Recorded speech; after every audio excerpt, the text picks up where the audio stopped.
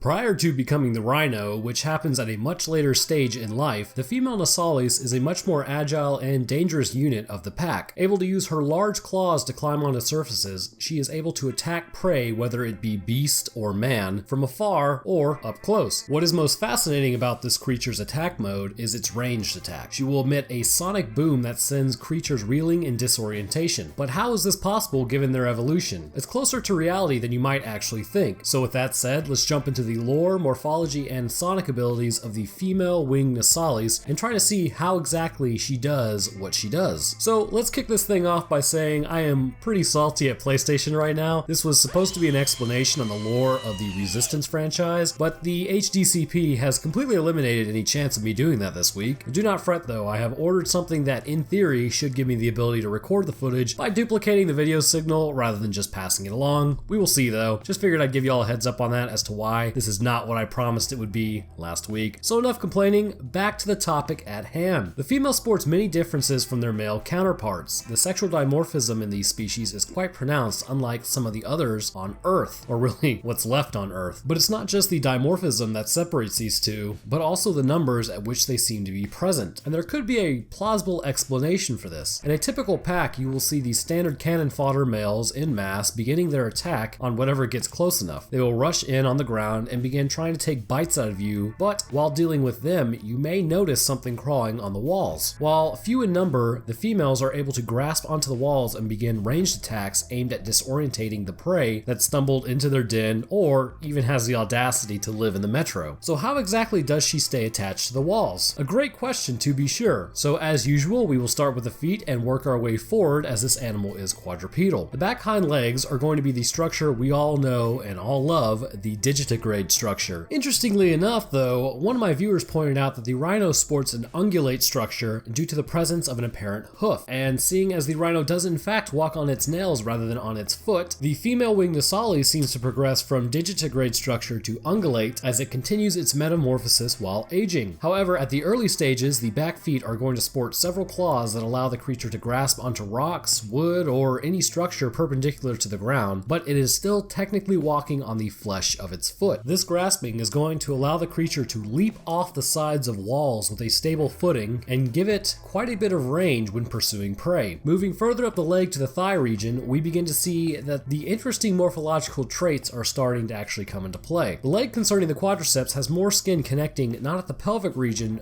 but more in the abdomen region. This creates a flap of skin which aids in gliding for the winged Nosalis. The skin can be imagined to be that of sort of like a bat's wing, a very thin membrane, and considering it is thin, it is considerably more delicate than the skin covering the rest of the body. Moving further up the pelvic region and to the back sits a pelvis whose outline can be seen under the taut skin. Around the back of the pelvis can be seen a stub of a tail that, prior to its grotesque mutation, more than likely used to be a much longer tail, seeing as that shrews actually do have tails. A bony spine runs up the length of the back close to the surface. The back sports quite a bit of muscle, albeit it's going to appear quite lean looking, much like that of like an Olympic gymnast. The muscle is very highly developed in this area. Not much can be said about the back in terms of interesting facts or features apart from the spine, but then we get to the sides of the back where the real money shot is. Surprisingly enough, the winged Nosalis does not have wings so much as their gliding membranes. Wings are usually the entire limb for a sole purpose of providing lift, which can be flapped, at least in mammals. In insects, it's an entirely different structure. The membrane of the winged Nosalis connects to the back of the front arms, extending from shoulder to its front hands. This membrane is composed of very smooth skin that is going to be thin. So thin, in fact, that you can see blood vessels running through the skin. This would mean that the skin is very delicate and susceptible to damage, but based on blood flow, it can be assumed that the damage is healed quite quickly given enough time. These wings, which is my hypothesis anyways, will wrap around the shoulders of the female Nosalis later in life to create the armor plating of the rhino if she lives long enough to become the alpha. These gliding membranes are responsible for the creature's large leaping distance and stability in air. The arms of the Nosalis are fairly strong themselves, but are skinny much like the rest of the creature. What is presumably fairly lethal about the female is the massive claws it sports on each hand. These claws are several inches in length and more defined and shaped than the back claws. Clearly, they are going to be used for slashing and cutting. Now, how do we know that this creature is in fact female? Well, look no further than the abdomen region, and And clearly, if I would like to stay monetized on YouTube and pay some student loans, I can't actually talk about what we see, but it's pretty evident that this thing is going to produce by litters of babies, which is to be expected as most mammals apart from primates and a few others will produce by litters. Moving further up the creature, we get to the neck. The neck of the female Nosalis is quite thick and sturdy, much like that of a meme that's going around right now. Next to her, they kind of look like twins. God, that was a lame joke. So moving on past that, now you may ask yourself, why in this area is this where the creature is going to be its thickest? We won't be covering that point quite yet, but this is going to house the all-important throat of the female. Throat is responsible for producing the ultrasonic frequencies used to incapacitate the prey. This hunting technique requires a powerful neck as well as a strong throat muscle and some pretty developed vocal cords. Moving to the head, we are going to see that this creature is not going to be winning any beauty pageants anytime soon, but then again, all the Nosalis are pretty hideous in their own right. The head contains a floppy nose over a large gaping mouth. Lining the mouth are a random assortment of large tusks that presumably were the teeth at one point in this creature's evolutionary history. But what is most pronounced is the eyes. The eyeballs itself seem to almost sit outside the ocular cavity on the sides of the head. This gives it a very bug-like appearance. Anatomically though, it makes sense as to why it sits so far out, as otherwise the eye would be almost covered up by the extra skin around the face, so this adaptation has pushed the eyes out to overcome this issue. Speaking of extra skin, that seems to be the staple of the female Nosalis. Genetically speaking, this creature may have had a greater propensity towards higher skin elasticity prior to the war. This may have been an obvious fact that being female, they would hold litters of babies. The skin was required to stretch during times of pregnancy, but after the bombs fell, this has caused the gene to kind of kick it into overdrive. The skin elasticity has increased greatly and has created this extra skin, giving the creature wings and the extra skin on the legs. This extra skin gives the face a much floppier appearance as well than the much more taut skin of the male Nosalis, or even the rhino later on in life. To bring it back full circle, let's discuss their relatively low numbers for a moment. The female Nosalis appear in large groups of Nosalis at a rate much lower than that of males. While more than one female is possible per group, it seems that the males vastly outnumber them. The hypothesis I have on this is that the females are extremely territorial and the Nosalis have built a matriarchal hierarchy. It's pretty clear based on the female Nosalis known as the rhino that you only encounter one of these things, and seeing as she's the den mother, she is probably dominant over all the other females. So here's my thinking. A litter is born with a relatively low amount of females to males. To a certain point, the mother allows the females to stay in the pack. Presumably this would be right around the age of sexual maturity when the female Nosalis could begin reproduction. The females would continue hunting with the males, but over time their gliding ability begins to wane and becomes more armor-like. At this point, one of two things happen. Either the daughter is ousted from the pack and she is forced to find another hunting area with whatever males will come with her, or she challenges her mother, more than likely dying or killing her in the process. If she survives, she continues to grow, becoming the breeding female, and progresses into the rhino. This would explain why we only see one rhino at the heart of the catacombs instead of multiple breeding females. But now on to what I have promised. What is the deal with the weird noise she emits? Well, would you be interested to know that shrews actually use this type of noise when hunting bugs right now? Shrews let out an ultrasonic squeak that has a high frequency when hunting that can be used to disorientate their prey, giving the shrew time to attack with little resistance. Ultrasonic basically means that the sound is above the threshold at which humans can hear, and seeing as we invented language, while other creatures may be able to hear the noise, they don't count because humanity number one. Anyways, the ultrasonic wave is used specifically to attack the hearing of the creature. So moving away from bugs and towards humans, how does it work? The throat and mouth work in conjunction with one another and are perfectly matched for power and focus. The varying degree of waves are generated using the throat muscles, which explains why they are so large. The throat muscles, along with the vocal cords, vibrate at a frequency that is well beyond anything you can hear. But that doesn't mean that the sound waves aren't powerful. They pass through the throat and through the back of the mouth. This mouth opening is going to focus the sound. Liken it to putting your thumb over a hose. It causes the water to come out at a higher pressure than the hose just running normal. Kind of a similar idea to a smaller mouth. The sound wave exits through a highly focused area of the mouth. So focused, in fact, that it would distort the air in the area around the mouth. The pressure wave travels to the person and strikes the target. However, you may be wondering how a pressure wave can cause so many issues. Well, the clues are in how Artyom reacts to the pressure wave. If you notice, he goes marginally deaf and a loud ringing can be heard. This indicates that the inner ear was heavily affected by the frequency and pressure waves. So let me ask you this, have you ever been punched in the ear before?